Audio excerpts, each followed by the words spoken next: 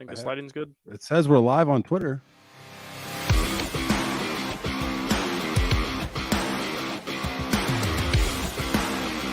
Oh, you didn't know?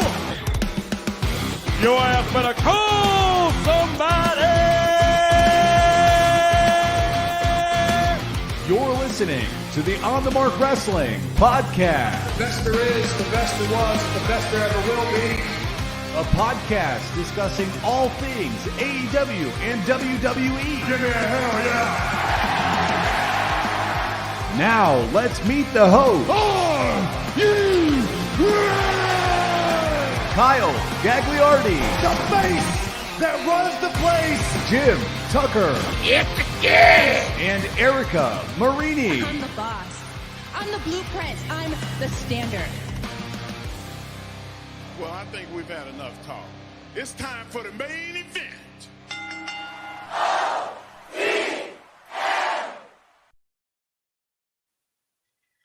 Is going on, everyone? You're listening to the On the Mark Wrestling Podcast, hosted by the Marks, for the Marks, and I am your host, Mr. OTM, Kyle Gagliardi. And one of my co-hosts this evening is my good friend Jim Tucker, or as I like to call him, Tucky! What's going on? A couple of weeks away from the Rumble, yeah. But it's not just the two of us. It's not just the two of us. It's not. We are joined by Ian Garavalia on Twitter. Ian, saw dude. Oh, it's hot, dude. Hey, boys, what's up? You know, it's just another week talking about some wrestling. Me and you, Ian, got a big weekend as we will be attending Warrior Wrestling, and that's a big reason why we are here tonight, because later on the show, Jeremy Tillema will be joining us, a referee with Warrior and Black Label Pro. He's been on the show before. Tucky hasn't had the chance to have a conversation with him, Tuck, so you're going to get to meet Jeremy for the first time today. Excited about that. I think we both know of each other, right? The online presence. Had a good omen on my way to the gym, pulled in next to a Jeep. Mandalorian decal, this is the way. So wow, good energy. Excited to talk some graps with some guys just being dudes. That's right. So Ian, what's new with you? We haven't had you on in a couple weeks. Anything exciting going on in your life? I know you just graduated college. I did just graduate college. I had an interview. I think I got the job locked in. You think? We don't want to guarantee it. Absolutely not. No. But Okay. We're feeling great. Yeah. Living that adult life. It's not the best, but hey, look at Dirk Vogus. Even though we started an hour early, he's here. He said, "Good evening, boys. I'm multitasking, listening to you and watching the Boilers. We appreciate it." And former MVM Robbie Collins said he can't make the show tonight. First of all, RIP Jay Briscoe. And he does have one question. What do you guys think of the WWE cutting off indie promotions? And where do you think they'll go? I did see the news about Progress, Tuck. Was there more to it, or was it just Progress? Well, on Peacock, WWE had Progress and Evolve, a number of different indie promotions, right, that they hosted, and they cut ties. They're not on Peacock anymore. Initial reaction, it seems, I don't know if the promotions themselves believe it or they're saying it to sound strong, but they said they're excited for the opportunity to be off of Peacock. I think there were some things he can and can't do. Yeah. So I think they saw it like, one door shut, but another door open, kind of. I can't say I'm gonna miss it. I didn't watch a lick of it. I mean, we talk about it all the time, guys. There's just so much wrestling going on just like main cable television. How are you going to squeeze in the Honor Club? Because we know that's coming with ROH. And then you have the Progress, the Evolve, GCW. There's just so much Warrior Wrestling, which will be on this Saturday. But you could definitely purchase that. I don't know exactly where, but if you follow them on Twitter, I'm sure they will be able to point you in the right direction. Tuck will verify that. But Ian, not a surprise to hear that news. I'm sure you don't really have much to say about it. It's just probably better off for everybody there. Yeah, I actually didn't hear about this. I didn't even know that they were involved with Peacock, but I do know what Evolve was, and I've seen a few of their matches way back when there was Keith Lee involved, and I think that was when he was with Evolve. But there's a Austin Theory was a big part of Evolve too. Yeah, they had some great matches, which is, I mean, but it could be a growing point. Who knows? Who knows what it's like behind the scenes for him? But there's a reason. Yeah, for sure. So before we get into everything this evening, don't forget to check out the website, our merchandise at the onthemarkwrestlingpodcast.com. You can rep the show, support us. We got hoodies, we got long sleeves, we got short sleeves, we got tank tops, we got everything to please you, the marks out there at the onthemarkwrestlingpodcast.com. And don't forget, next week will be Erica Marini's, this is unfortunate news, Erica Marini's final show with OTM to preview and to predict this year's Royal Rumble pay-per-view. So make sure you're tuning in next Thursday at our usual time at 7 p.m. Central. But Tuck, I think you got one more thing you would like to give a shout out for here before we get into everything. Yeah, friend of the show, loyal listener, buddy Jake Strozzi, celebrating a birthday today, and loyal listener. Listens often, not active on the live streams. The old-fashioned way, some would say. Yeah, I respect that move. Yeah, Jake, we've attended a show together on separate sides of the building because we didn't go together. We just saw each other there. Father of a student, a wrestling fan student. So that's how we know each other. He watches WWE and AEW. Friend of the show. Got to give our guy a shout out. That's right. Happy birthday, Jake. Thanks for tuning in every single week. We appreciate you very much. But unfortunately, we have to. Oh, you got one more thing you want to say?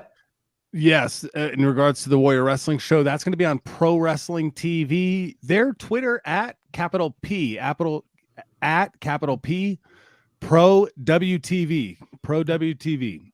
Pro WTV is where you can purchase that. It will start at 7 p.m. Eastern time. That is the start of Warrior Wrestling 27. $20 is a steal. I think we spend about, 40 for our seats, and we're at 7th row? Yes. Not too shabby. Is it it's the two of you guys? No Vogus. Vogus is going too. I was about to say, I'm like, wow. And the venue looks amazing. It's like kind of cool, kind of. Yeah, you've seen it. It looks pretty sweet. I'm interested. I will be tuning into that. I don't have plans, so I'm gonna be watching and stalking you guys, and hopefully I still don't know what shirt I'm gonna wear. I'll let you know. Earlier, yeah. Send me pics and also send me the beer prices, and we'll just we're gonna have a great night. I doubt they're gonna have beer there, but hey, if they do, I won't be partaking because I think I'm still doing dry January, so I'm still gonna pull out on that. I'll take a beer. Ian, on the other hand, you just turned 21, so I get it. So, guys, we unfortunately have to start off on a somber note. Some devastating news came our way Tuesday night. One half of the Briscoes, known Jamin Pugh, his real name, a.k.a. Jay Briscoe, unfortunately passed away in a car accident this Tuesday, and that shocked the entire professional wrestling world because Jay Briscoe, a fantastic wrestler, we all know that, but a father, a husband, many friends in the business, and Jay was only 38 years old, and our thoughts are with his family and friends at this time. And Tuck, you got the chance to actually meet both the Briscoes SummerSlam weekend in Nashville. You got anything that stood out to you when you got to meet Jay Briscoe? Of all the meet and greets, I felt like the Briscoes were towards the top in that, like, it felt like, in regards to like Johnny Gargano, right? Spends time with you, wants to have a conversation, wants to get to know you a little bit. Both guys were super genuine, super nice in the few minutes that we chatted with them, but it still doesn't feel real, dude. I'm 33 is not that far from 38, right? Like, it kind of makes you pump the brakes a little bit, take what you have and be grateful for it, because you never know. Great shape, great athlete, in a great situation in 2022. Yeah, it's hard. It's very hard. It made me think of the Brody Lee situation all over again, because when Brody passed, that shocked everybody. He was also at a very young age a father, husband, and all that stuff. But Ian, talk to me a little bit about, Jay Briscoe and some of the good memories you have, because I personally have only been watching Jay and the Briscoes for a little over a year, but this is somebody that was a huge part of Ring of Honor. He's appeared on GCW, and obviously with the involvement with AEW, having fantastic matches with FTR.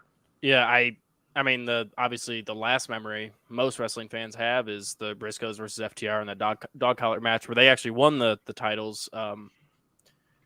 I mean, 2023 for them, or 2022 for them, was an incredible year. It's sad to see, and like you said, Tuck, with how young he was, it really, I think, Gags, you and I like spoke about that, where it really makes you think about, man, that could happen to anybody. And again, with the Brody Lee situation, it's like nothing bad has been said about it. It's shocking. It's heartbreaking.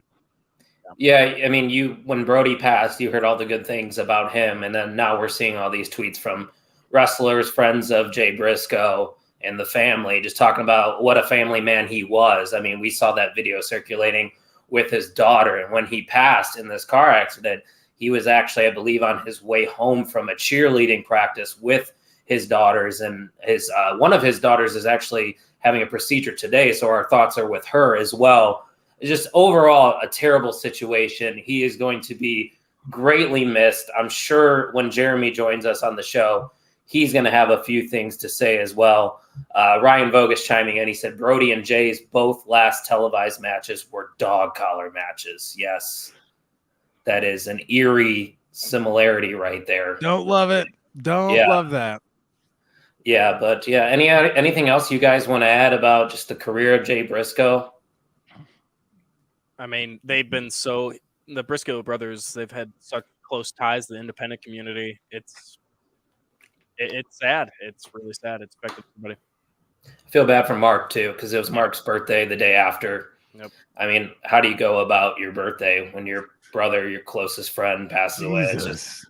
It's just one thing after another. So yeah, RIP to Jay Briscoe. We definitely had to make sure we paid our respects here to start off OTM episode 131. It's not the most ideal way to start off, but I feel like it wouldn't be right if we didn't at least send our thoughts and prayers out to Jay Briscoe, his family, and his friends. So let's transition on over to some better things going on in the professional wrestling world. And obviously we all know by now, it has been announced on Raw via video package that the American Nightmare, you see the t-shirt I'm wearing right now, Cody Rhodes will indeed return at this year's Royal Rumble. And a lot of people are complaining, which is a total shocker, right? Like the internet wrestling community complaining that WWE spoiled a very cool moment, even though since the moment he was injured at Hell in a Cell, the speculation was that he would be fully recovered by the Royal Rumble. And I think probably 90% of the audience knew he was going to show up at the Royal Rumble, but they decided to announce it. Tuck, how do we feel about this? We know Cody's now going to be a part of the Rumble for sure.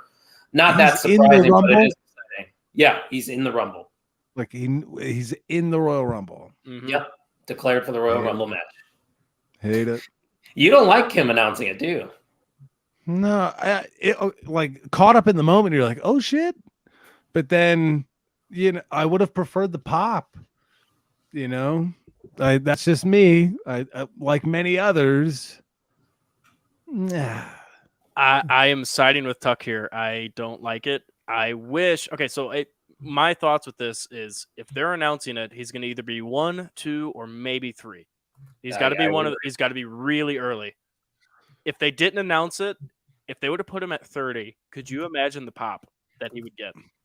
But by the time you get to 29, you would know it's Cody Rhodes. You would know it's Cody Rhodes if he came in at 30. Like I thought in my head. Well, I like the video packages, but like, give the dude a setback on this past Monday. Put it in question, right? Yeah. I'll see you soon. I'm gonna work hard. The recovery hasn't been as smooth as I thought it was. Like you could have worded it in a way where you might have been able to build some doubt, and then put him in right in the middle in one of those random like Legends typical spots. 17, 12. That's where Drew McIntyre won the Rumble, was at 17 when he was in it. Kind of out of nowhere. You're far enough into the Rumble where you kind of maybe forget, but now it's like in that middle, like we just talked, 1, 2, 3, 28 through 30. Those are the spots, right? So like we could have fallen asleep to it too. Yeah, Ryan Vogus agrees with you guys. He says he hates it. Better be some big surprises, and I think there are going to be bigger surprises. The Rock's got to be lurking. I mean, if it's not on Monday Night Raw next week, I think it's got to be at the Royal Rumble because you're having that acknowledgement for Roman Reigns, and they said every era of the bloodline is going to be in attendance, and you can't have every member of the Hawaii family without Dwayne The Rock Johnson. So. And don't be surprised. I love Rikishi. He looks fly today. Love Rikishi. I've seen a lot of Rikishi lately. I started in 2001. I'm working my way back through the Royal Rumbles, watching on the treadmill and when I'm chilling. A lot of Rikishi's ass also.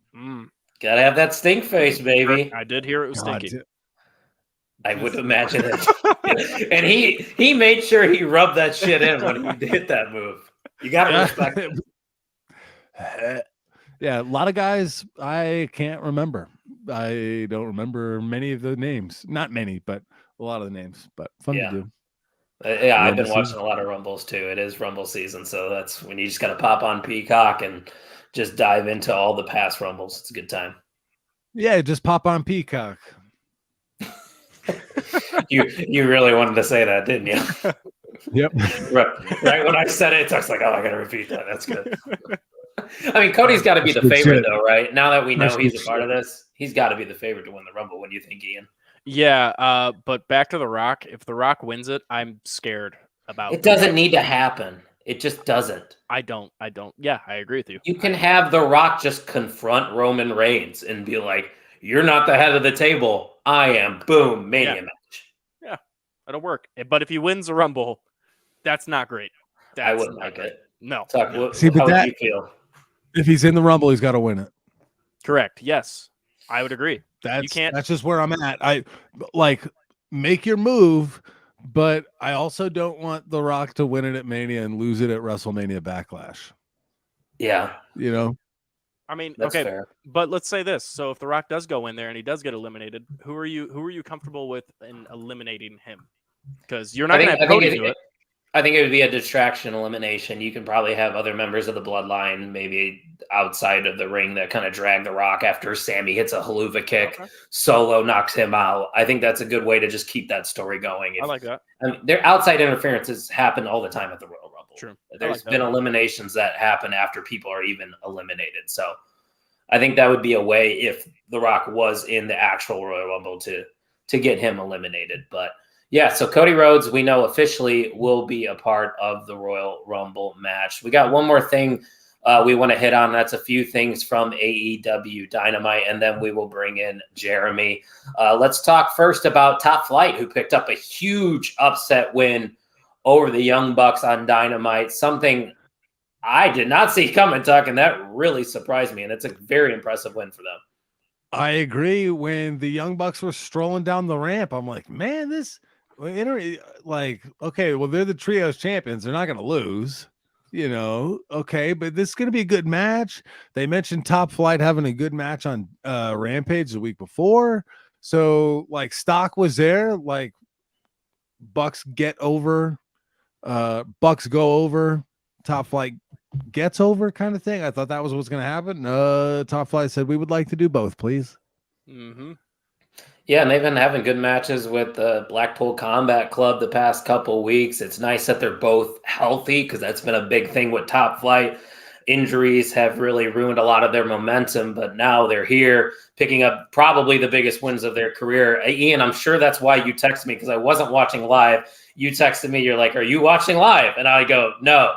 And it was around the 7:30 mark, and then I rewatched it later, and I was like, that had to be it, right? It was Top Flight getting the win. Yeah, it was surprising, but I loved it. I mean, it obviously elevates Top Flight. That's awesome because they had last week's match against BCC was really good, and they hang in there and won. I think it was a roll up. They won. BCC won, but they won on that, and it's like, man, they could actually do something here. Win against the Young Bucks. It doesn't do anything to the Young Bucks, which is great because they're already trios champions, right? Too. It takes them out of that whole tag team division where they're not contending right now for the tag titles. They are full trios, which is awesome. But yeah, it was a fun match too. It was really great. It was, and I like how commentary kind of brought up the fact that this is the Bucks' first true tag team match in a few months. Like they made sure that they got that on the record, which is a good way to protect the Young Bucks as well, which they don't really need much protection. They're fine with even losing to Top Flight, but big things to come probably from them. And that's a thing I think, Tuck, that AEW has been doing well. You look at the Acclaimed, another homegrown tag team. They've been doing very well building up that tag division. Yeah, they care about it, and it goes a long way. You know, we spent much time in the WWE sellers with the tag team division. So it is nice to see them care, and you've got different styles too. So it's not all flippity, it's not all tables. You have it's not all technical. Like number of teams doing a number of different things in a number of different styles, number of identities. It's fun. It's a deep division for sure. Other things that happened on Dynamite, we saw glimpses of Hangman Adam Page hinting at a possible reunion with the Elite. Ian, you want to kind of elaborate a little bit more on what was going on here on Dynamite? Yeah, so they had a little backstage segment with Hangman Page and Renee Paquette, and it was kind of a little interview portion. And Hangman kept bringing up how he wanted to get ties reassembled with somebody, and we didn't know. But I also wanted to point out, Renee said the Elite, and when she said the Elite, she looked directly at the camera and said Elite. I think that's a nice little nod, because I mean, I think we could all see it coming, even if she didn't even do that it was going to be for the Elite. But I do have a question for both of you guys. So we've seen Paige do this whole thing with, oh man, I miss my friends. We've seen it before when he was with the Dark Order. Are you guys getting tired of it? No, not yet, but I could see it eventually becoming, that. Tuck, what do you think? I'm a little tired of it. I'm not a huge Hangman Adam Page guy, so really, he's like, yeah, he's fine. There's a lot of guys I like at AEW over Adam Page. Who's your favorite in AEW? Ricky Starks. Yeah, MJF probably, actually, like those two, like new guy, and MJF like on the mic and like in the gym too. Like, oh, he is shredded. Oh, he had an incredible 3-tweet series. Picture of him, absolutely shredded now. Picture of him when he walked out on, after Double or Nothing. Oh, I saw that. And then the bottom tweet was like, "Just move, you fat fucks." Like very, very on brand. Yeah. So MJF, Ricky Starks, and then I'm an Acclaimed guy in the tag team division. I like them. And I'm interested to see Billy Gunn's going to split up the Acclaimed. Yeah. You see, we and Ian are seeing the writings on the wall, Tuck. I'm sure you were thinking the same thing, especially on Dynamite. I hope not. He needs, let him turn and go back to the Gun Club. The Acclaimed are they're the tits. They are the tits. I think the Gun Club is at a point, heel-wise. The crowd actually hates them right now. We actually do not like them. I think it's at that point where, if you're going to send them up to the top, or just not as champions, just send them up to the top as contenders, you have to do it now. And I think it's going to be real close in the next few weeks. Yeah, I'm excited for the Guns' future. I think they've, evolved throughout the years on AEW TV. So I think if anybody's going to take it from the Acclaim, why not the Guns? Just keep giving these, young teams a shot. And then after the Guns, maybe go to Top Flight right after that. And then you can go back to the veteran teams that have carried your division after that. I think that would be a good direction for that tag team division. A few more things, because we got Jeremy waiting in the wings. Saraya and Tony Storm turned heel after Tony's win over Willow Nightingale, which is something they've been kind of setting up for weeks now. And Tuck, I think it's probably a smart decision, because ever since Saraya even got to AEW, it seemed like she was getting a mixed reaction from the AEW crowd. Yep, I agree. It kind of plants the flag, makes it a little more black and white, and I think easier on the viewer, for the viewer. Yeah, and it makes sense. Like we weren't here from day one, girls, but we have all this experience over in WWE. That's going to be good heel work right there. But Ian, I think you had another question in regards to Saraya, didn't you? Yeah, so it could just be. I tell me if I'm wrong, but yesterday's crowd did not seem into it at all. Anything about this women's match at all. I'm wondering if you guys feel the same way, and do you guys think they're treating Saraya right? Yes, and I think it's too early to pass judgment. Yeah.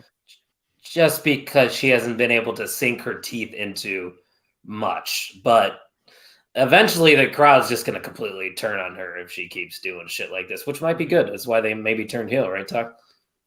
Yeah, like I said, makes it more black and white. Let's see where it goes from here. Give it a run. Like, does the AEW women's division need Saraya? Like, kind of no, but could help.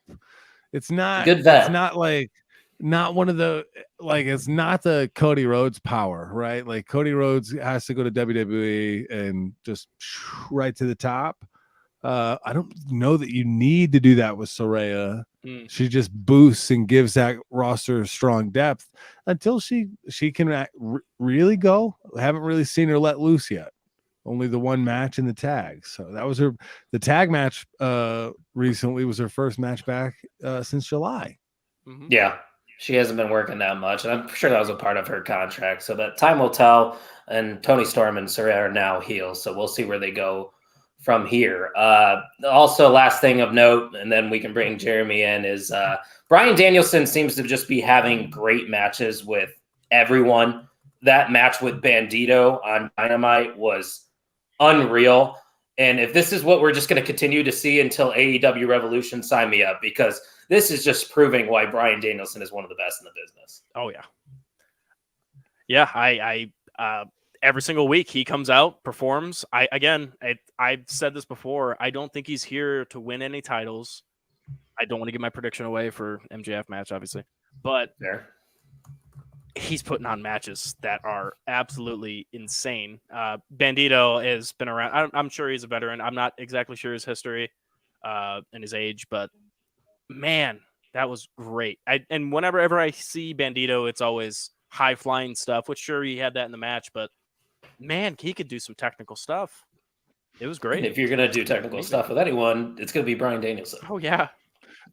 I just get nervous, dude. Like the injury angle of it, like the weekly banger after banger type schedule that they're putting him through. I cross my fingers. I have enjoyed every second. I hope he stays healthy through it. And again, Bandito's a good work. Like, you got to pick the right guys. Ethan Page's kind of a safe bet. Bandito, riskier spots, but well versed. You know, and they got Brian Cage next week. Matters. Yeah, which is a good clash of styles right there. We got the big boy and Bryan Danielson. Oh yeah.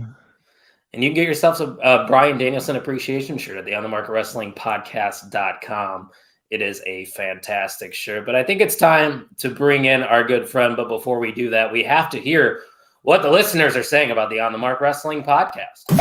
What's everybody saying about the On the Mark Podcast? It's just insane, and I love it. Non-stop hardcore energy. Unlike any other. It's a great show. We'll be right back after a brief intermission.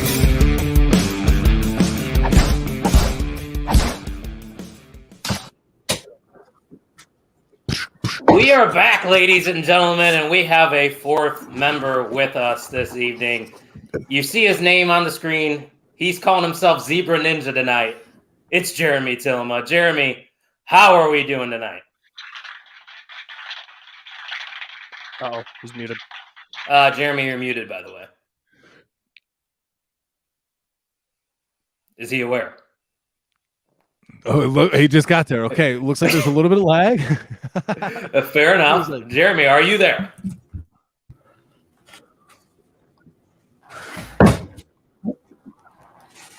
Hello from the other side. Well, we might have to bring him back in because we're having some technical difficulties over there.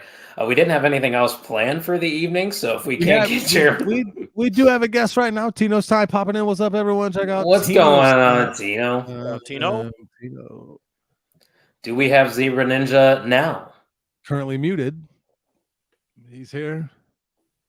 He's working over there. We'll let him give us the okay when he thinks that we're ready to go. But the reason we were bringing Jeremy on was to talk about Warrior Wrestling, and it will be happening in South Bend, Indiana this weekend. Ian and I have been talking about this card for a while now, and you look up and down it, Ian. What's standing out to you?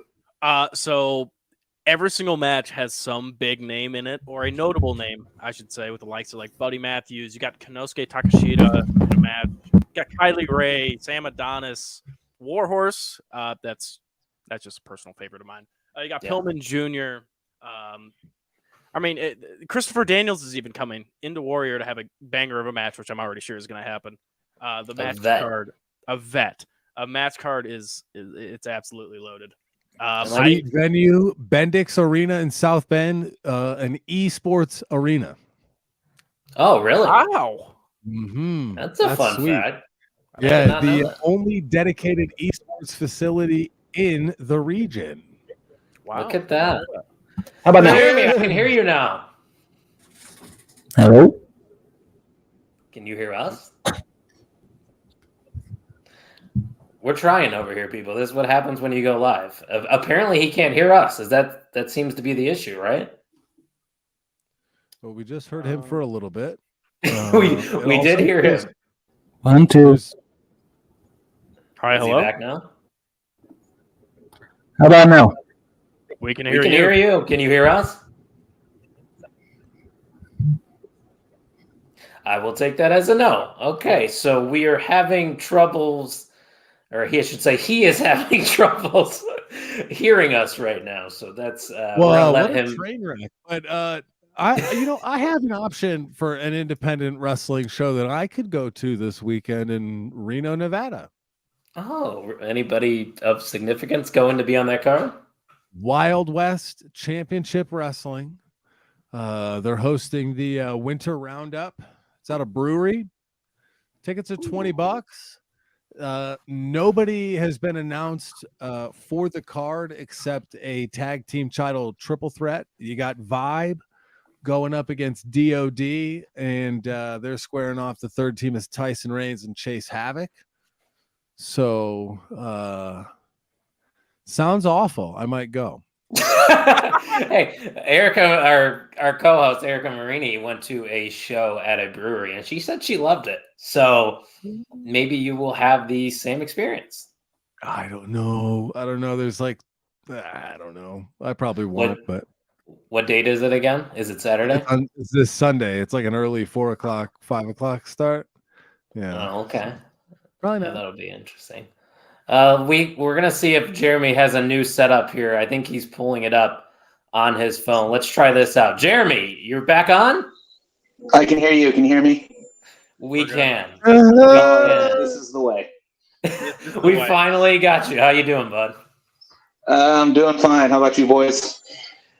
Hanging in there.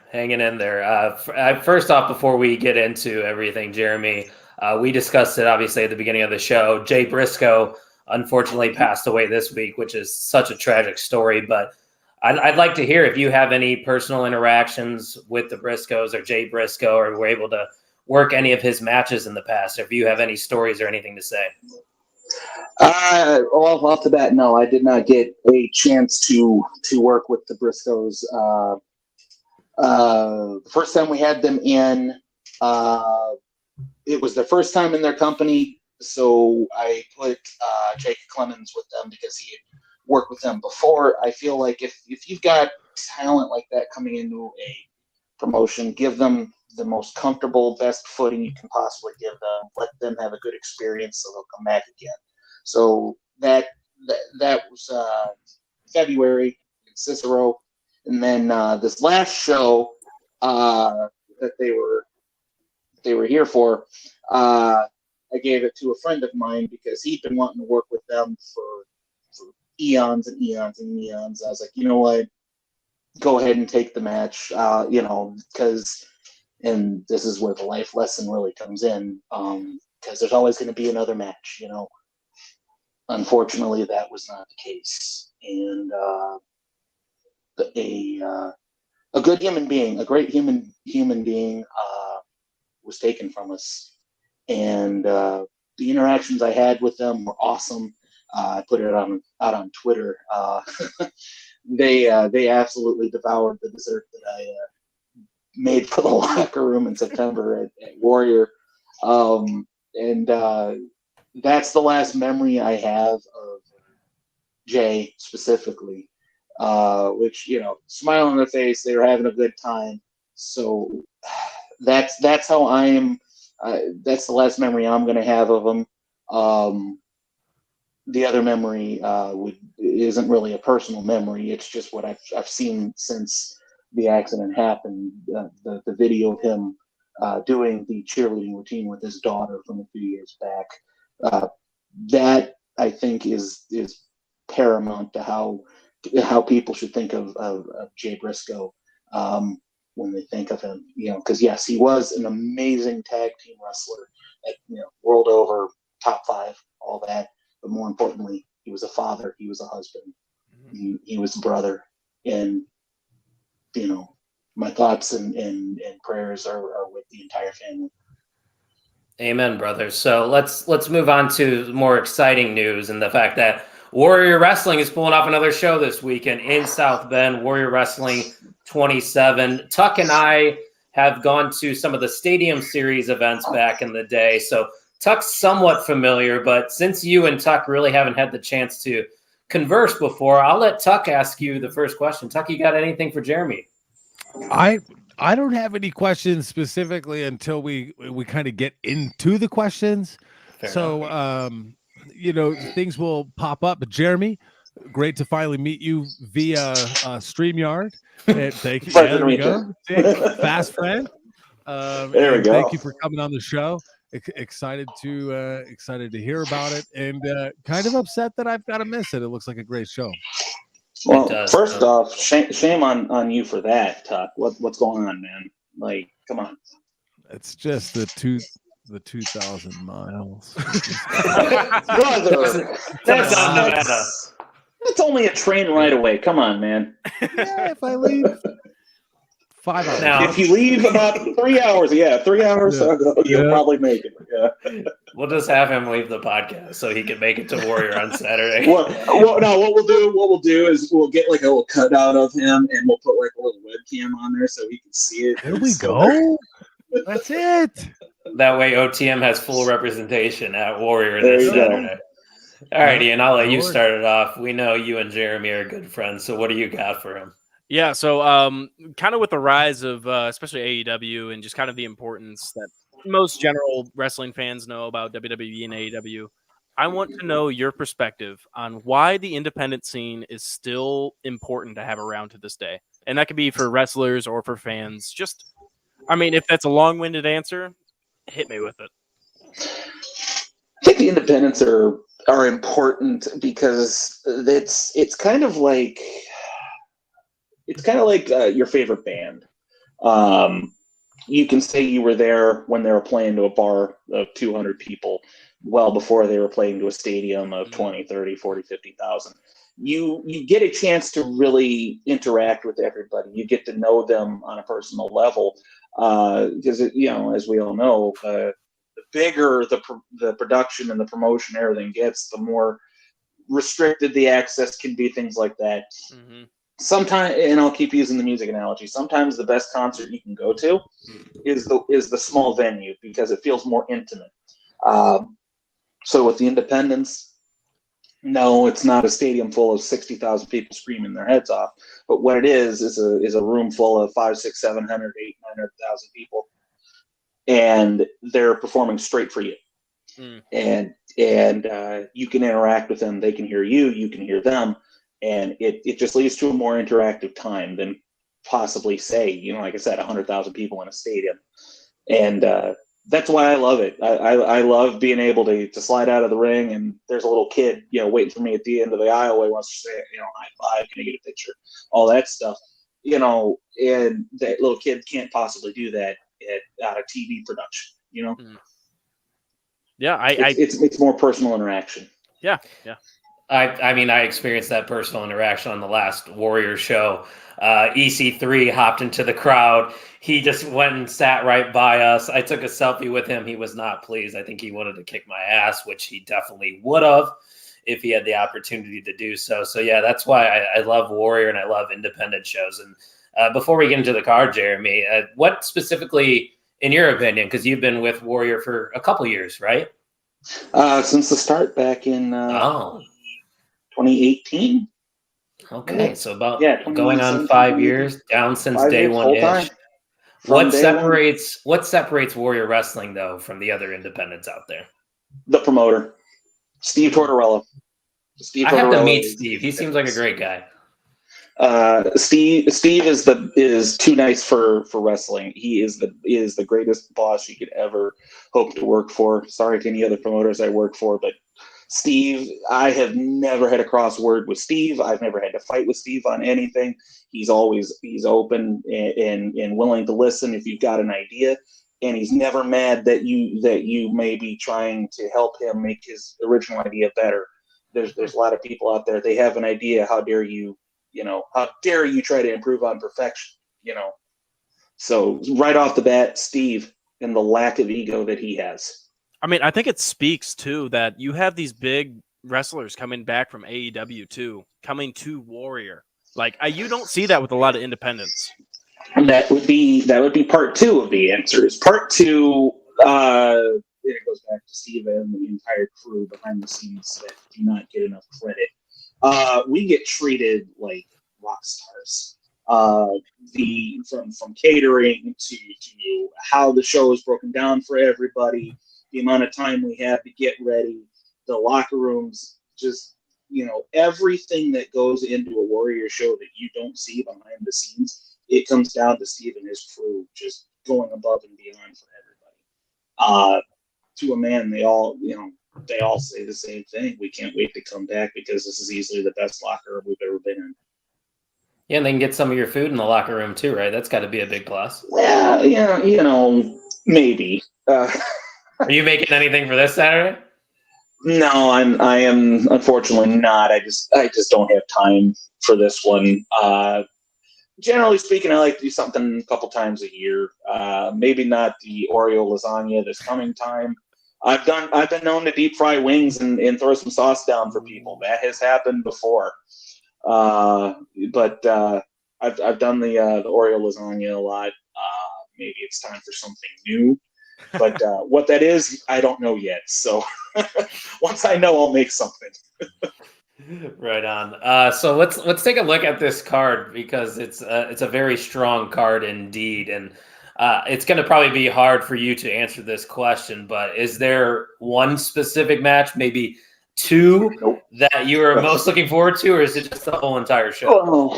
Obviously, the triple threat featuring Volcano is probably the one that people are talking about the most, followed quickly by Takeshita versus Zach Wentz. So those two are definitely going to be very interesting to see. This whole card, as you said, it's really it could be any of those matches that you throw out there could be a main event anywhere else. Mm-hmm.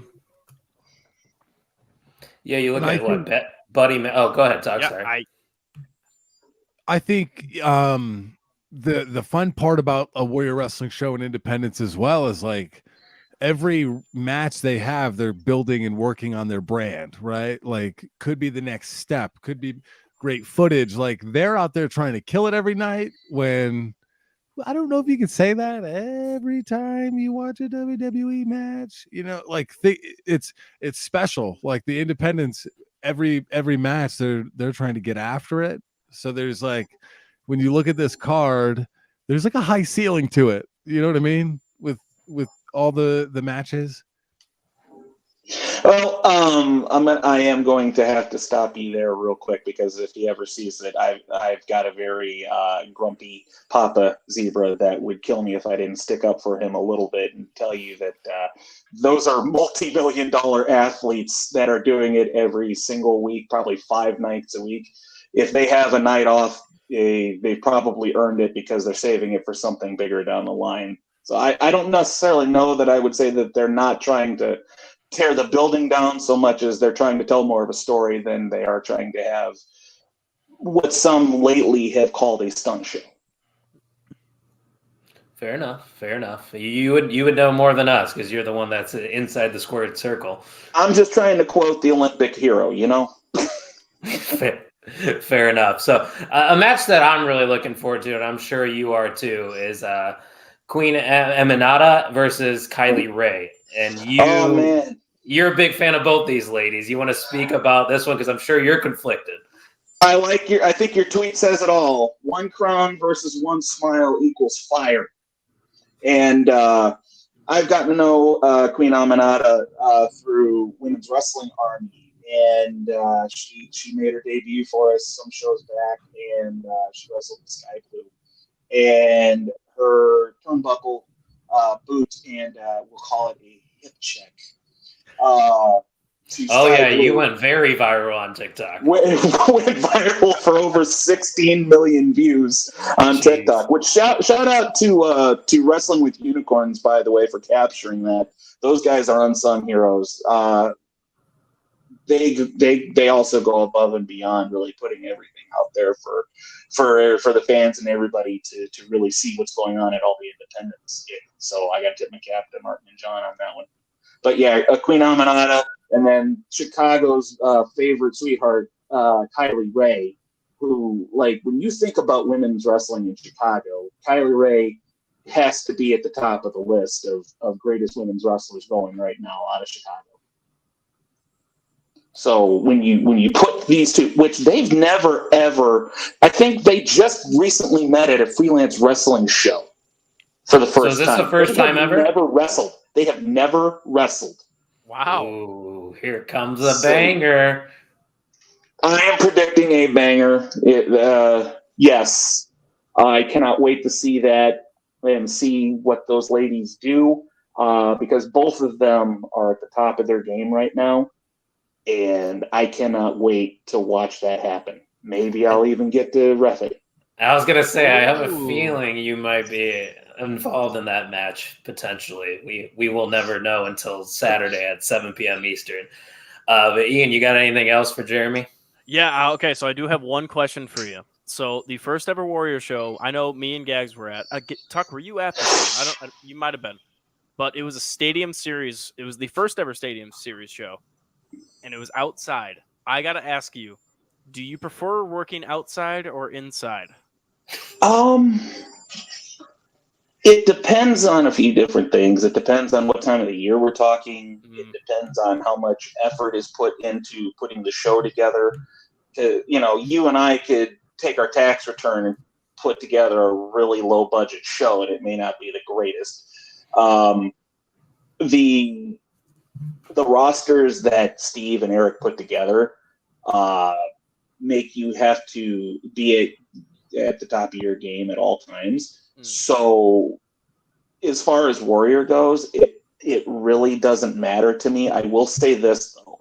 I don't remember exactly what Stadium Series show it was, but I do remember the first match being Jake something versus Warhorse. Yep. And it was brutally hot, no wind, and it was first match, and I get in there, and I just say to myself, man, I am blown up just walking and getting into the ring. The air was so thick. Out comes Warhorse. He looks at me and goes, brother, I'm worn out just getting into the ring. Something comes out, gets in the ring, looks at us and goes, man, I'm blown up just getting in the ring. So if it's something, stifling like that, where it's like 95 degrees, no breeze, yeah, I'd probably prefer to be indoors. But as far as Warrior goes, I really don't have a preference. I like the Stadium Series. I like being indoors. They both have their pluses and their minuses. But I'd have to say no real preference there. Well, I was asking that question because I would hope that you would have referred to this. I would have said you were going to like the outside because where else are you going to see Frank the Clown come in on a helicopter at a wrestling show? That was insane. When Steve told me it was happening, I thought he was pulling my leg, and I was like, yeah, that's a good one. That's a good one. He's just staring at me like, no, he's coming. And I'm like, no, wait, you're serious? He's like, yeah. I was like, what? Explain this to me. That is one thing I did not expect to see at an indie, just like, and I think Tuck even put it on his TikTok when Joey Janela went on the field goal post and went through a table.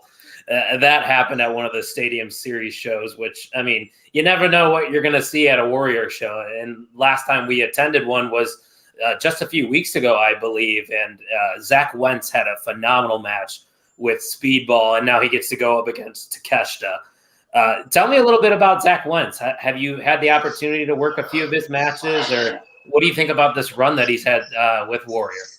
Well, I'll tell you this right now. If he puts his hands on me again, the same exact thing's going to happen as last time. I'm going to drop him on that stack of dimes he calls a neck. Stunner, baby. Wow. No, I'm kidding. No, I have had the opportunity to work with not only Zach, but all of the Rascals. And Zach has absolutely picked right up where he left off before he left the Indies for a little bit. And I would say this could be Zach's year as a solo. Just on his own, this could be his year to be the guy. That would be awesome. I mean, I think his competitor too. I think Takeshita. This could be his year as well. I mean, man, I don't want to be that guy, but isn't it Takeshita? Isn't that how you technically pronounce it? I think it's Takeshita. I could be wrong. Sorry, I'm just being a smart mark here for a second. So I feel like that's one of those things where I could sit there and say, yeah, it's this way, and then I'll get to the show, and then I say, no, it's the other way, and then I'm going to look like an idiot.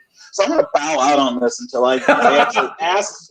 I'm physically going to ask him because, I don't want this to be a tomato situation. So, like, actually, yeah. That should be your assignment for this weekend. Find out what it's a poll. You know what? It's a poll. Put it up on all your social media. How is it pronounced? And there you go. Is it A or B? Something that Warrior did that was very interesting. You guys had an opening for a match against Christopher Daniels, the Fallen Angel, as some people would refer to him as, a veteran in this business, one of the best to do it. Speak to me a little bit about who ended up stepping up to the challenge and will be facing him at Warrior. Well, I was kind of hoping it would be Curry, man, but didn't happen that way. But we had a competitor step up, Eli, and when Steve described to me what his vision was, because I remember asking him, like, who is Christopher Daniels going to wrestle? And this is before he even announced that they were looking for somebody undiscovered. He told me that we're not sure, but we're looking for a guy that doesn't have a ton of national exposure yet, that's just waiting for that opportunity. And Steve found him. I've never met the guy before. Honestly, I didn't know he was even in the business, and I don't mean that to belittle him, but it's just a credit to Steve. It's kind of a Rocky Balboa situation, a young unknown getting a shot at the top of the mountain, and maybe he shocked some people here on Saturday. And I don't know much about any other indie promotions, but I feel like that's a unique thing to do, kind of like a tryout of sorts to apply to be a competitor. I've never seen that before. So when I saw that, I was like, first off, maybe I should throw my hat into that conversation, because I do have one match where I fractured my nose on a GTS. Kind of a big deal. Just saying. It was a pre-show to Little People Wrestling at the Railcat Stadium. That's what it was. There was nobody in the crowd. So, Gags, are you the hardcore king? Is that what I'm hearing? I mean, some people are saying it. I don't want to go on record saying I'm the hardcore king, but he's hardcore. He's hardcore. Exactly. Tucky, were you able to get the dogs in check over there? I know you had to leave us for a little bit. Got a delivery, so the dogs are going nuts defending the homestead. It was WWE Legends Series 17, Ken Shamrock. So I've met Ken Shamrock. That dude is intimidating as hell. Dude, that guy just shaking his hand, dude. It was nuts. That guy's still a beast to this day. And yeah, because I saw him a couple years ago. He was at I'm wanting to say it was when we did the crossover with Impact. Warrior did, where we did South Bend, and then we did 115 Bourbon Street, and he was there, and just like first thing I thought was, oh my gosh, he's way taller than I thought he was, because he was running around back in the days of Kane, Undertaker, and Big Show, and Billy Gunn, and all these guys that are almost 7 feet tall. So I was expecting him to be like 5'10", 5'11", like my height. Like, no, he's a big boy too. That's awesome. Ian, you got any more questions for Jeremy? I do want to bring it back to Christopher Daniels. I thought it was pretty interesting and honestly really amazing that Daniels kind of shooted that little promo in front of the AEW little back scene that they had there for the interviews. I don't know if you're able to speak on this, but was that asked of him or was that just kind of sent in? Because if that was sent in from him, that's awesome. I don't know what the arrangement there was, but I know he did it. I would say that if Christopher Daniels has something to say, there's not too many people in the world that are not going to listen in the wrestling business. He has my absolute utmost respect. He has just been an absolute icon. Not only in independent wrestling, but in global wrestling in general. He has just been the man and an absolute professional the entire way. That's awesome. I don't think I've ever gotten to see Christopher Daniels work in person. Maybe I have and I just forgot, but I definitely will be seeing him this Saturday. I do have one last question for Jeremy, but Tuck, before I ask that, do you have anything else that you would like to ask Jeremy, or are we just going to get right to this final question? No, it's all you, Jeremy. Thank you for coming on the show. Excited to watch from 2,000 miles away on my television. So yeah, speaking of watching this, I wanted to ask you this: if they have never tuned into Warrior Wrestling, they've never purchased a show, never attended one, if they're in the area, why Warrior Wrestling? Why buy this weekend show? What is Warrior Wrestling 27 going to provide to the audience? Warrior Wrestling has fast become the absolute biggest wrestling buffet going right now. It is one of the biggest promotions in the Midwest, if not the country, and it's got the roster to back that up. If you are in the driving distance of South Bend, unlike Mr. Tuck here, it is absolutely worth every penny of going. We have an unmatchable meet and greet setup that we do, where you are literally getting an autograph and a picture with every single star on the show for only $100, might I add, and that's for the entire roster. When you take that and you put it up against any Comic-Con convention or what have you, that's maybe one person's autograph. That's maybe a picture with one person. Here, that's a flat rate, $100. Everybody on the show, from match 1 to match 8, 9, 10, whatever, however many we have, they're there. They will sign. They will sign one autograph. They will take one picture, and that is guaranteed to you. The matches themselves, the roster, the environment, the fans. I can't put the fans of Warrior Wrestling over enough. They are amazing. Boys, I love it. Ian, I love your shirt. We did that. But yeah, Warrior is easily one of the best promotions going. And agreed. If you are a fan of independent wrestling and you're not checking them out, you're doing yourself a disservice, because there are matches going on there that you may not see anywhere else. Mm-hmm. It's a very unique promotion. There's nothing like Warrior Wrestling. And like Jeremy said, if you're in the area, please come out. I believe tickets are still available, correct? I believe so. Tickets should still be available. And if not, you can always check them out on, I believe we're on... Tuck, what was it again? The show will be on Pro Wrestling TV. Wrestling TV. with I believe with exception due to contractual obligations to the triple threat lucha match. But I believe we will be providing some sort of coverage for that, alternative coverage.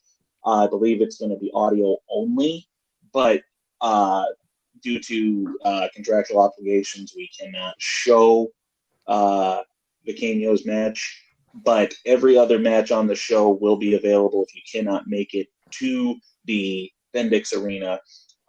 It'll be available on Pro Wrestling TV. Obviously, if you can get there, you'll see the whole show live and in color. And if I'd have made something, you probably could have had some of the dessert too. Ian and I are at least going to be lucky enough to spend the entire day with you. We were making the trip to South Bend in your vehicle, so I'm looking forward to this Saturday. It's going to be... I'm driving. Oh, I'm kidding. I was gonna say, if you need me to drive, I can drive. It's okay. All right. No matter. One last thing. I was just gonna say one last thing. Talk to me about this arena because I've seen pictures, but it looks very awesome.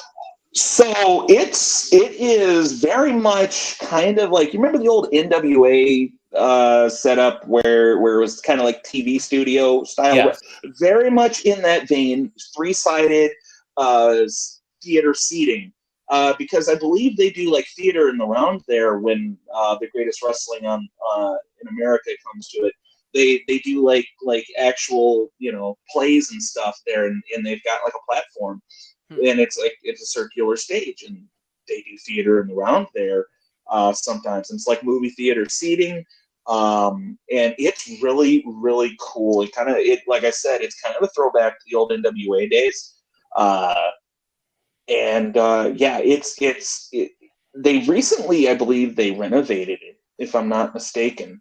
And it's got all new seating. It's got new lighting rigs. It's a really cool environment to go see wrestling in. It's pretty cool. I'm looking forward to it. So yeah, if you want to check that out, you can purchase the pay-per-view for $20. Make sure you're following Warrior Wrestling on Twitter. And if you want to attend the show, tickets are still available. Come out and support in South Bend, Indiana. Jeremy, if they want to follow you on social media, where would they follow you? Oh, just look for me on Twitter, Facebook, and Instagram, Jeremy the Ref. Mostly right now you're going to be getting a lot of high school basketball rundowns, but that's only till February, and then after that it'll be back to our regularly scheduled programming. Which is wiffle ball and wrestling, correct? Boys, I was happy to have the 7th place spot for home runs last season. I'm thinking I can break top 5 this year. Calling my shot. Trade me. I might have to sign you. The new Wiffle order is coming to Leroy Wiffle. And if you didn't know, Tucky is a veteran of the wiffle ball game. Honestly, one of the best players that came through that league. God bless. Former Porter County Porker. Former Porter County Porker. Bro, is he in the Hall of Fame? He is, absolutely. Ian, he's in the Porker Hall of Fame? Yep, absolutely. God bless. First team I played for was the Porkers. That is true. That is correct. That's true. I guess we could say this is the way. Jeremy, appreciate you stopping by. I'm sure we will talk to you in the near future as we boot him right away from the stream because Tuck, I think we got some breaking news, don't we? Something's a brewing around these parts. What do you think? Do we drop it? It is breaking news. I don't think it is actually. Oh, is it like the Fightful news from like 10 minutes ago? No, that's not it. This is actual breaking news in regards to OTM, the podcast. Oh, the random rumor that was on Wrestling Observer. Yes, the random rumor that OTM is bringing in a part-time co-host. Woo! He is directly below us. It is official. Ian is now OTM. Thank you, everybody. Thank you, everybody. Thoughts on becoming a part-time podcaster? I mean, what an honor. I've been pretty much part-time for about 2 years now, but hey, let's make it official. Why not? I'm glad to be here, and I'm glad to talk some wrestling with you boys. Welcome to the show. With Tuck having baseball season slowly, I shouldn't say slowly approaching. We're here. We're going to need Ian, which hopefully Ian watches some WWE. What was the Fightful news you were talking about? I don't want to glance over. They sent an email about Naomi. Oh, okay. We'll leave it at that. The news was that there isn't really a lot of news right now, but a lot of people have been asking her because of the bloodline acknowledgement ceremony. Like, is she going to be there? Is she part? I mean, are we? And there have been contacts between the two groups. Currently, and didn't it feel like they were kind of teasing it with the Rhea involvement with Solo and all that stare down? I feel like they need an equalizer on the other side, and Naomi in the bloodline, why not? But since we did an interview this week, I don't think we're going to be awarding an MVM. So SCW Steve will remain the most valuable mark of the On the Mark Wrestling podcast. Before we sign off, Ian, do you have any final thoughts? I've got nothing, but I'm glad to be here, and I'm glad to be co-hosting for a little bit. I hope you guys stay tuned. Appreciate y'all for having me on for a little while. And now you can officially put the Pot on the Mark Twitter handle in your bio. I can do that. Yep. That is correct. It is official now. So, Tucky, why don't you send us home? Ladies and gentlemen, next week we coming at you with a Royal Rumble preview predictions show. All of it. Erica's last show. That's right. It's a big last deal. One. It's her last show until she does another one. I was going to say, let's preface this. Erica will be back eventually at some point as a guest, but her last show as a full-time co-host. She is part of the family. And always in our hearts. And so that will be quite exciting. The one time we might be able to do the intro video for Erica's Tomatoes that I worked so devilishly hard on. Ladies and gentlemen, back at our regular time next week. Am I correct? You would be correct. Love it. Make sure you go on TikTok, Twitter, Instagram, @Pot on the Mark. If you're on YouTube, thumb it up, like it up, subscribe it up. We're also on Facebook, On the Mark Wrestling Podcast on Facebook. Don't forget to visit onthemarkwrestlingpodcast.com for all your merch needs. Ladies and gentlemen, thank you for listening to the On the Mark Wrestling Podcast.